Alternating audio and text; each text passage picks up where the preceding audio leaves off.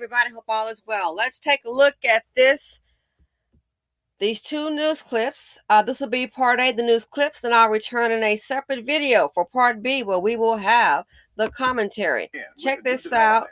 Fair use. Of an elderly man in North Philadelphia. Sources tell Eyewitness News one of the teenagers gave a 10-year-old her phone to record the deadly attack with a traffic cone. Eyewitness News reporter Matt Petrillo was at police headquarters with what he's learned tonight. Matt? Yuki, detectives tonight are working to figure out a big question. Does that cell phone contain more evidence of the attack? Well, the attorney for the 10-year-old boy who was seen in security video holding that phone during the incident says she is not sure what is in the phone, but she is certain it does not belong to her client. The 10-year-old was very truthful and forthcoming. Attorney Rania Major identified her 10-year-old client in this now infamous security video as the small boy in a white t-shirt holding a cell phone and appearing to record the June 24th attack. The boy's attorney says the phone is not his. He's a little kid. He's just a kind of tag-along. Eyewitness News has learned the phone belongs to 14-year-old Gamara Mosley, according to her attorney, Lonnie Fish. Any idea why the 10-year-old boy would have your client's phone in his possession? Well, I wasn't there. What we do know is Mosley turned herself into police Wednesday and is now charged with third-degree murder. Her attorney tells us he's not sure if her phone had actually recorded the incident. It may have been filled in on her phone. I don't know if it's in there because I couldn't get into it myself. Watch the security video again, and you can see as the 10-year-old holds the phone, Mosley appears to touch the screen before she then grabs the traffic cone and throws it at the victim for the first time. She actually pressed the record button. I don't know what she did on the video. Meantime, the 10-year-old boy's attorney insists just before the attack, he was given the phone and told to record it. But after the third and final time, the phone strikes the victim, the 10-year-old is seen rushing towards the victim. The 10-year-old's attorney also says he then tried to call 911. One attempt that for some reason the call didn't go through. And that 10-year-old boy is not facing charges. We also learned, though, he helped police identify his 14-year-old brother, Richard Jones, in that security video. Jones now faces third-degree homicide. Wow. So much for parenting. Now, let's look at a second video of Gamara, spelled Gamara.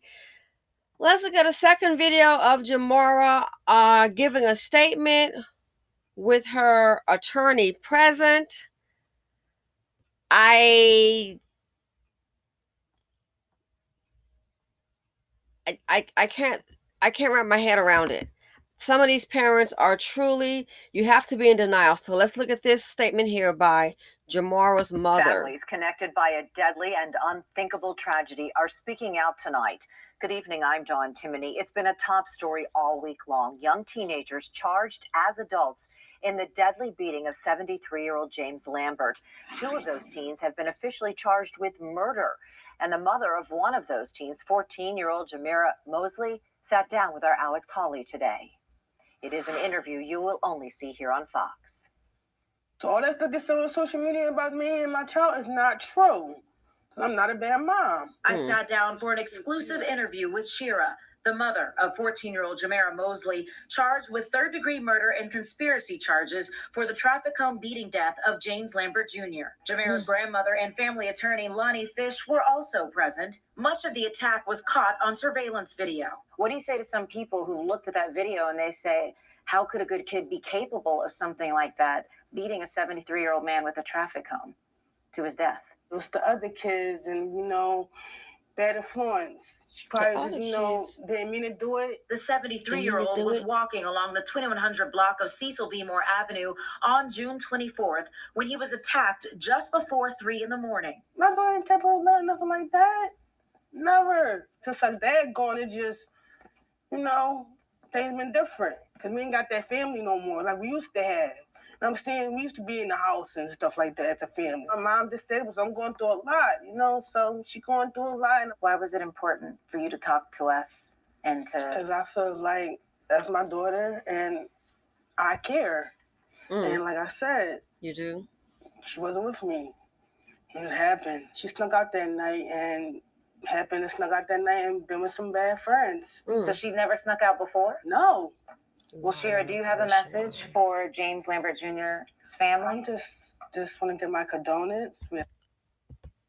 Wait, girl. You want to give your condolence? Message for James Lambert Jr.'s family? I just want to give my condolence. We apologize. I'm really sorry it happened. I'm sorry as a parent. You are She's sorry, sorry. parent, in my opinion. So I can say I'm just sorry.